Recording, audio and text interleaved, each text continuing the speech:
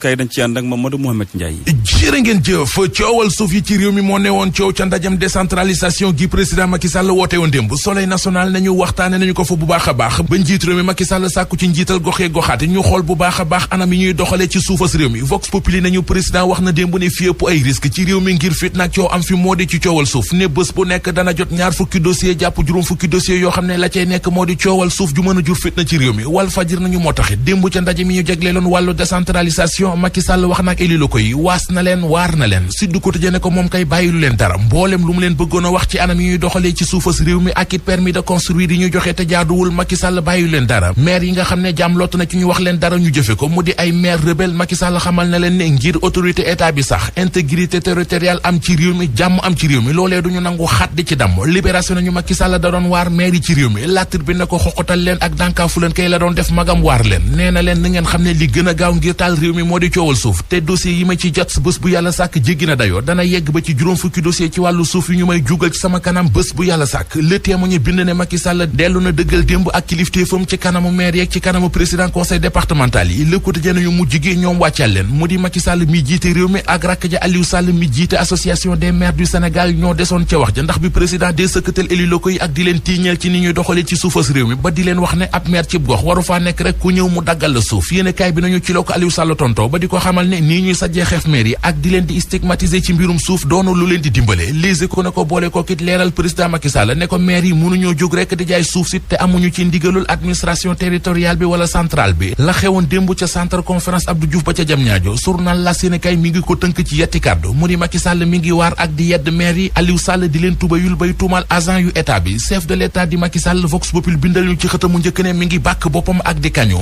bii fa foore na Abdoulaye Wade ak Abdou Diouf njaay cekki leen te tudd leen neen leen man Macky Sall su ma nee lii la ñuy def bu kenn munta nekk man li may def dama koy def boole ko ki firnde fi réew mi tollu tey ak ni mu mel wute na lool ak ni mu meloon fukki at jàpp fukki at ak juróom ci ginnaaw source waa nañu Macky Sall bu taxawee di dal ci kaw éli la koy ndax waxi suuf da leen a yab rek ne coowal suuf lu am ci réew mi rek ñoomu neen la li ko dalee Kaolack ba Louga jaar Kër Sambakan Thiamène Pass Guédiawaye Pikine Sindia Ndingler Dougar ba Tivaouane foofi dégg coowal suuf rek ñoom ñi ci mois présidentiel gi la moom mi jiite mois présidentiel gi di Macky Sall l'observateur mi ngi ñuy baaxe ay dogal yu mu jël ngir yaxanal koppari réew mi ubbil yéenekaay bi ginnaaw loi des finances bi ñu adopté ba yóbbul ko député yi ci assemblée nationale yéenekaay bi nee nañu léegi ministre bu nekk ak directeur général bu nekk say dépense sàkkal nañu la fu muy yem ñu yem ci xët mu njëkk enquête yéenekaay gis fay xibaar yu jëm ci réewum Côte d'Ivoire gi tàkk guddi yu ñu toll journal bi nee nañu réew maa ngi gën di gasax ni fukki doomi aadama ak juróom faatu nañu fa ñu gis fa ay milices yu taxawaalu ca mbeddi dëkk ba ak seeni ngànnaay situation ba am ca Côte d'Ivoire journal bi nee nañu moo waral ñu teg fa ab couvre-feu bés bu nekk 7 heures ci ngoon ca la askan way fatu ba 6 heures ci suba